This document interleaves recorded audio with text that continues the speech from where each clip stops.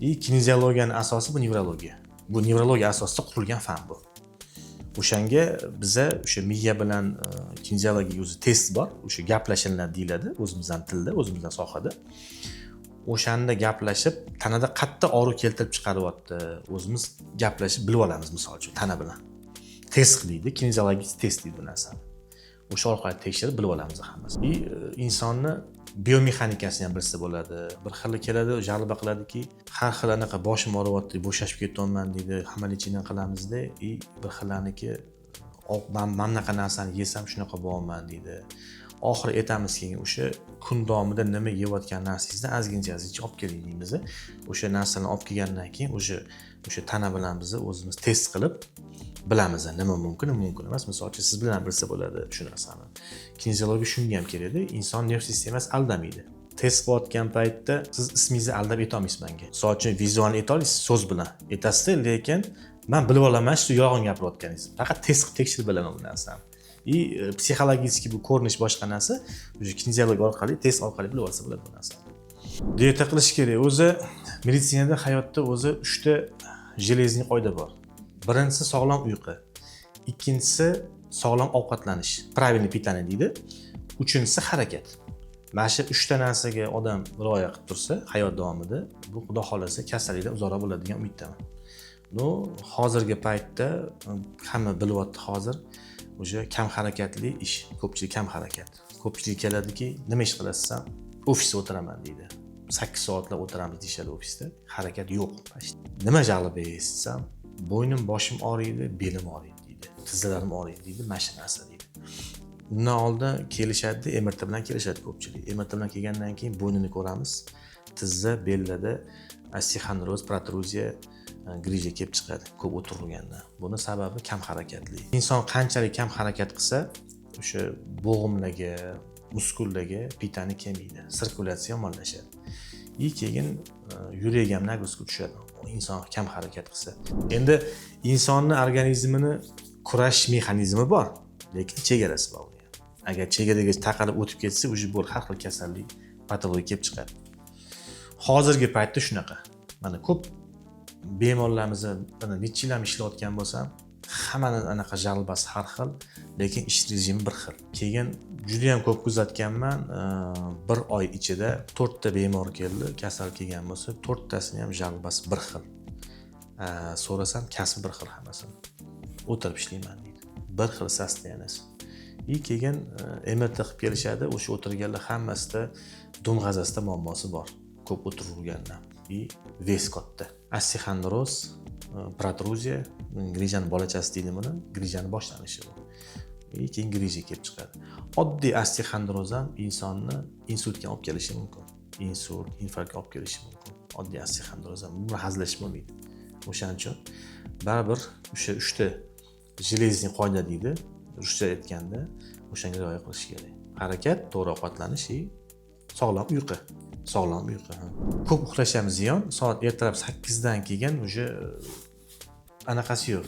Befoyda uyqu, foydasi uyqu. Chunki o'sha paytda melatonin ishlab chiqaradi organizm. Bu narsa hech kimga sekret emas. Bu meditsinada, bu internetda ham bu informatsiya bor. Necha uxlasa, qaysi vaqtda melatonin ishlab chiqaradi, uyqu gormoni, hammasi yozilgan. Hozirgi paytda anaqa emas. Bu problema emas demoqchiman, informatsiya olish. Lekin bunga amal qilish problema hozir bo'lib qoldi. Shunga rioya qilsak, xudo xolasa insonlarda kasallik unaqa bo'lmaydi deb o'ylayman.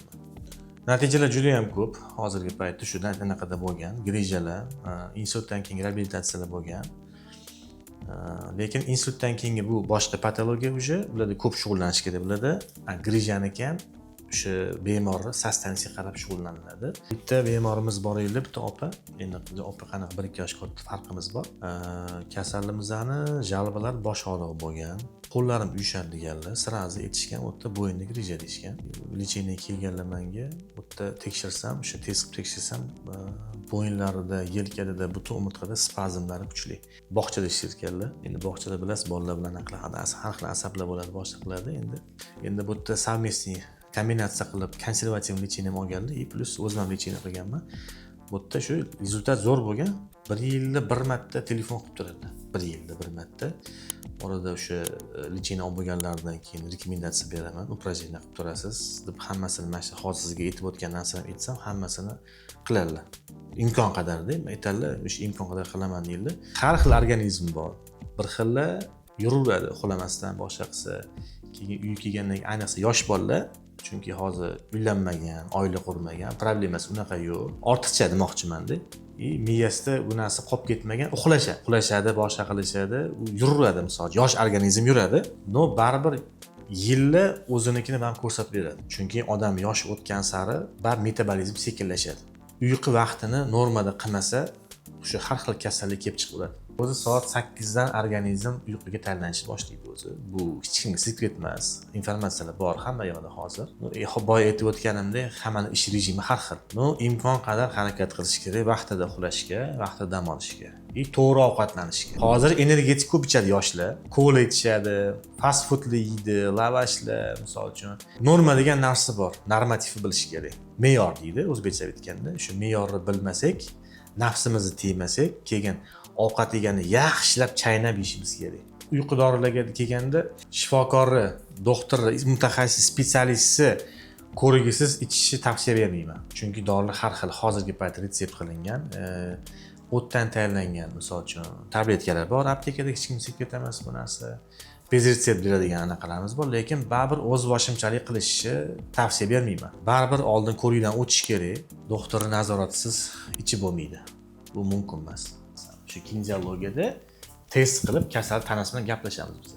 O'sha gaplashgan paytda qat og'riq keltirib chiqaryapti. Misol uchun mana boya ukam aytgandek, yurayotganda og'riq paydo bo'lyapti, o'tirganda og'riq yo'qolyapti. Demak, qaysidir mushak ishlamayapti, provokatsiya boshlanyapti. O'sha grejaga, umurtqangizga, imенно shu sohaga nagruzka tushyapti. Ushamayapti mirsa misol uchun. Orqa mirsalar yoki old nervlarmi, yoki tizam ushamayaptimi, bo'yin sohasi ushamayaptimi. Kinesiologiyani plus taraflari shu, zo'r taraflari. O'sha mana shunaqa tekshirib, topib, ustrini qilsa bo'ladi. Grejaga kelishadi, ushab qoldi grejasi. Ushab qolgandan keyin shu L4, L5 sohasi ko'proq silalishni ushab qoladi.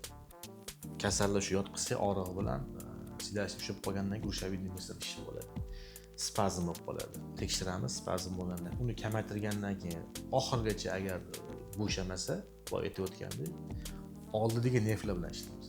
Old tarafda. Bu ham qolib ketsa bo'lmaydi, chunki bog'liq joylar juda ham ko'p. Oddiy misol uchun anatomiyani ko'rsangiz, krestetsda juda ham ko'p nerv tolalari mana shu tas sohasiga o'tib ketgan. Palovoy organlarga o'tib ketgan, siyish organlari hammasi o'tib ketgan, hammasini ko'pchisiz bo'ladi. Bitta shu krestets o'zi osteoxondroz ko'paygani hisobiga muammolar ko'payib ketib qoladi. Ko'p muskullar o'chadi. Malliy tazda qon aylanishi yaxshilanmaydi. Keyin bu anaqaga ham o'tadi. Tos suyuliga ham o'tib, tazabedani sustavga o'tib ketib qoladi. Odam yurish defekt bo'lib qoladi. Bitta joyda spazm bo'lgandan keyin odam noto'g'ri yuradi. Noto'g'ri yurgandan keyin biomexanikasi noto'g'ri ishlagandan keyin o'sha immun umurtqasiga, balki grudnoy отделga, balki поясничный отдел, balki шейный отделga nagrузка tushgandan keyin bu grejani keltirib chiqaveradi. O'zidan paydo bo'lib qolmaydi greja.